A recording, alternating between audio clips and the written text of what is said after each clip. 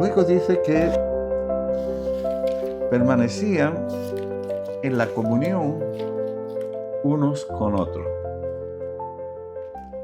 La koinonía, la común unión.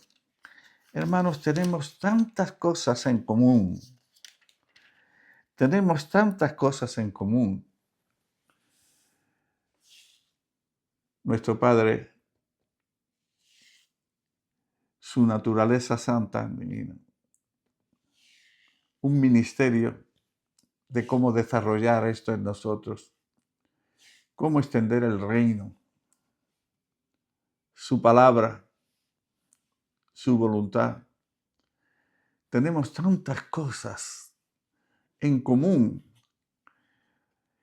y que Dios nos la ha dado. Pero todo lo que Dios nos da no es para que lo atesoremos y lo guardemos para nosotros, sino para que lo compartamos con los demás. Dios nos ama y debemos de amar. Dios nos perdona y debemos perdonar. Dios es misericordioso y debemos ser misericordiosos. Dios es justo con nosotros debemos hacer justicia. Y todo esto se puede hacer a través de la comunión. Me encanta el texto de 1 de Juan 1:7 que dice que si andamos en luz como Él está en luz, tenemos comunión unos con otros. Y al tener comunión unos con otros, pues nos damos cuenta de que ni mi hermano ni yo somos perfectos, que a veces nos fallamos, que a veces nos dañamos, que a veces nos herimos. Pero si tenemos comunión y confesamos nuestros pecados, confesamos que no hemos dañado, dice, y la sangre de Jesucristo su Hijo nos limpia de todo pecado. La comunión, hermanos, la comunión es un principio extraordinariamente importante para una iglesia saludable. Por eso los hermanos tienen que buscarse los unos a los otros. Tienen que buscarse los unos a los otros. No basta con una reunión de 1 hora a la semana o 2 reuniones, 2 horas a la semana. Necesitamos dar más tiempo a la comunión los unos con los otros. Y también dice que en el partimiento del pan. El partimiento del pan. Más adelante va a decir que comían juntos con alegría y sencillez de corazón. Así que yo quiero creer que cuando aquí dice que es el partimiento del pan, no se refiere solo a comer juntos, aunque la costumbre era después de cenar o después de la comida, partían el pan y bebían de la copa. Esa era la costumbre de nuestros queridos hermanos del primer siglo. Partían el pan y bebían de la copa. ¿Por qué? Porque tenían que anunciar la muerte del Mesías. Pablo lo dice así, que cada vez que comieseis este pan y bebierais esta copa, la muerte del Señor anunciáis hasta que Él venga. Anunciar la muerte del Señor, queridos santos, no es solamente proclamar que Él ha muerto para redimirnos, que sí lo es, y que es importantísimo. Pero proclamar la muerte del Señor, anunciar su muerte, también quiere decir que una vez que Él murió y dijo consumado es, una vez que derramó su sangre, liberó la vida que había en su interior. Por eso de su costado salió sangre para tratar con nuestros pecados, para pagar el precio que tenía que pagar a Dios el Padre justo, sino también salió agua. Y esto está relacionado con su vida divina, santa y divina que había dentro de él. Y después de su muerte ya podía liberarla. Ya podía liberarla.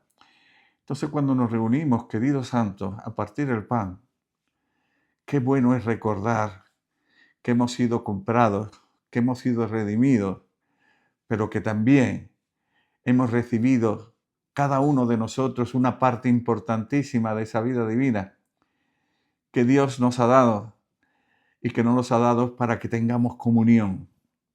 Tengamos comunión. Repito, todo lo que Dios nos da es para que lo demos. Es para que lo demos. Antes recordé un texto que creo que está en Juan 15, no sé si es el versículo 8, que dice, en esto es glorificado mi Padre, en que llevéis mucho fruto. ¿Os habéis dado cuenta, queridos santos, que el fruto que da un árbol no es para el árbol? Ningún naranjo se come sus propias naranjas, ningún manzano se come sus propias manzanas, ningún peral se come sus propias peras. El dar fruto siempre es para los demás, para los demás. Por eso es tan importante la comunión, por eso es tan importante anunciar lo que significa la muerte de Jesús. No solamente que tenemos perdón y redención, sino que su vida divina ha sido liberada, está en nosotros y podemos compartirla con los demás. Otro punto importantísimo que dice que permanecían en la comunión unos con otros, en el partimiento del pan y en las oraciones. Permanecían en las oraciones. Las oraciones no eran solamente para un momento antes de comer que damos gracias, para la reunión que llamamos de oración, que tristemente es la que menos hermanos asisten, casi siempre. Eran oraciones no centradas en ellos mismos, sino eran oraciones centradas en la voluntad de Dios. En sus oraciones no eran como una lista que llevamos al supermercado de compra y le decimos al señor de la tienda que por favor nos sirva lo que nosotros creemos que necesitamos. Eso no son las oraciones. Las oraciones empiezan en el corazón de Dios. Una oración efectiva, una oración que Dios contesta, no es una oración hombrecéntrica, es una oración cristocéntrica. Es una oración donde lo importante no es lo que a mí me parece, o yo considero, o yo opino. Una oración que sale del corazón de Dios, qué es lo que le parece a Dios, qué es lo que Dios quiere, qué es lo que Dios revela. Me llama la atención en el capítulo 4 de los Hechos de los Apóstoles, después que Pedro y Juan han ido al templo y Dios lo ha usado a ellos para sanar un paralítico que llevaba muchos años pidiendo limosna allí a la puerta del templo. Después de ese milagro, el Sanedrín, los sacerdotes, los escribas, han cogido a Juan y a Pedro y le han amenazado. Le han amenazado. No podéis seguir predicando acerca de ese nombre.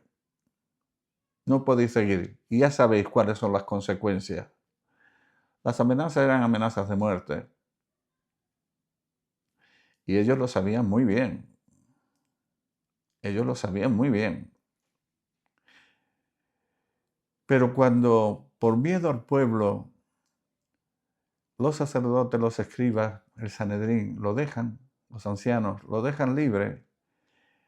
Ellos vuelven, dice, y puestos en libertad, vinieron a los suyos y contaron todo lo que los principales sacerdotes y los ancianos le habían dicho. Ahora, si hubiesen sido creyentes de nuestro tiempo, quizás hubiesen orado más o menos así.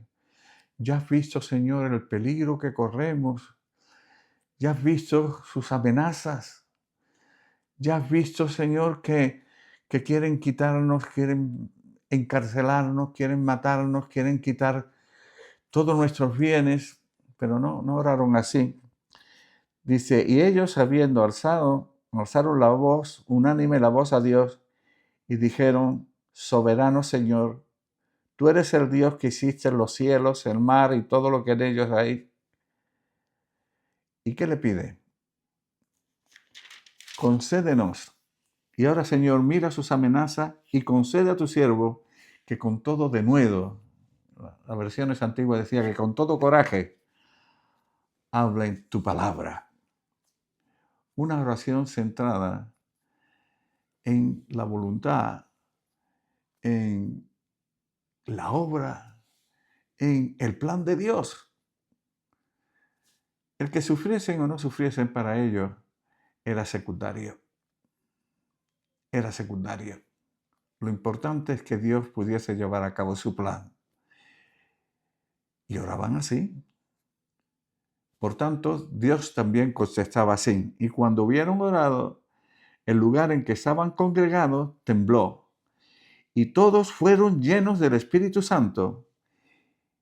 Y hablaban con denuedo la palabra de Dios.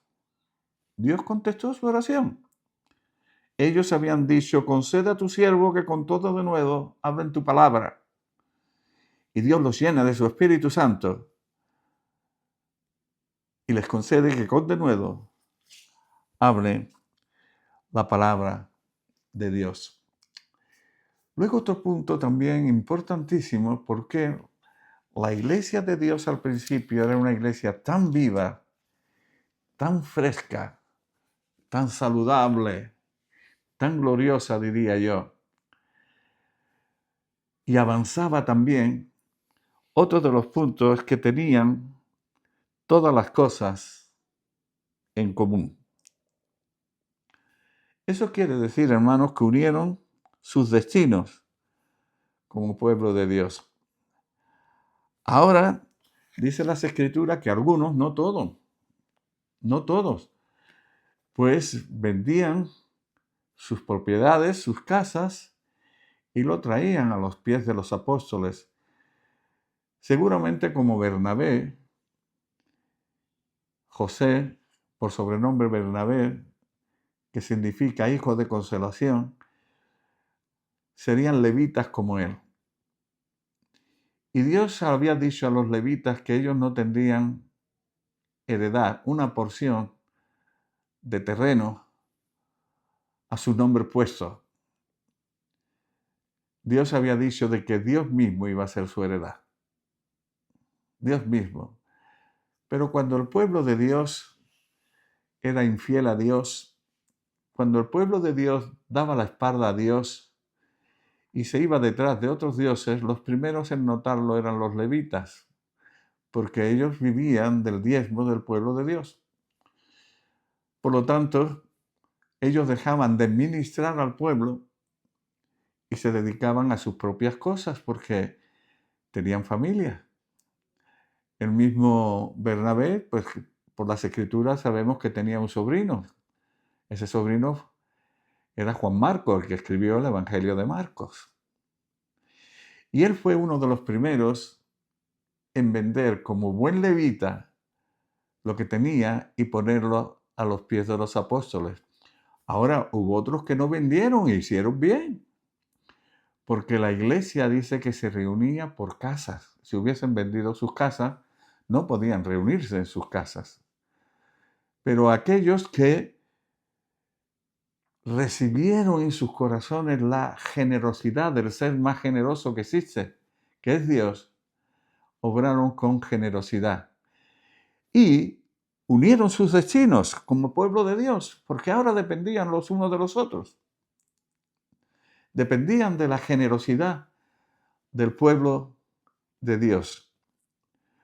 Una de las características preciosas de una iglesia saludable, de una iglesia que va creciendo, que va madurando, es precisamente esta, la generosidad. Ser generosos, como Dios es generoso, con sabiduría, como enseñan las Escrituras, pero generoso. Tenían todas las cosas en común. ¿Y el resultado cuál era? Que no había entre ellos ningún necesitado. No había entre ellos ningún necesitado. Luego, queridos, tenían una unidad práctica. Una unidad práctica. Se preocupaban los unos de los otros. En 4:32 dice, los Hechos de los Apóstoles, 4:32 dice, y la multitud de los que habían creído eran de un corazón y de un alma, y ninguno decía ser suyo propio nada de lo que poseía, sino que tenían todas las cosas en común. Pero fijaos bien, eran de un corazón y un alma. El corazón es la centralidad del ser humano. El alma, una partecita del alma forma parte de lo que es el corazón según las Escrituras. El corazón es la conciencia, es la capacidad de comunión, es la intuición. Y la conciencia es algo que está en el espíritu, pero que también crece hacia el alma. Y eso es el corazón. Luego en el alma es donde está el conocimiento, los sentimientos y la voluntad. Y como cada uno de nosotros tiene un conocimiento distinto, no todos sentimos igual y no todos tenemos la misma voluntad. Por lo tanto, ser unánimes, o sea, tener un mismo alma, es algo muy difícil. Es algo muy difícil, pero ellos lo tenían. Unánimes y de un solo corazón. Y para terminar, así Dios podía cumplir su propósito. En 2:47 dice,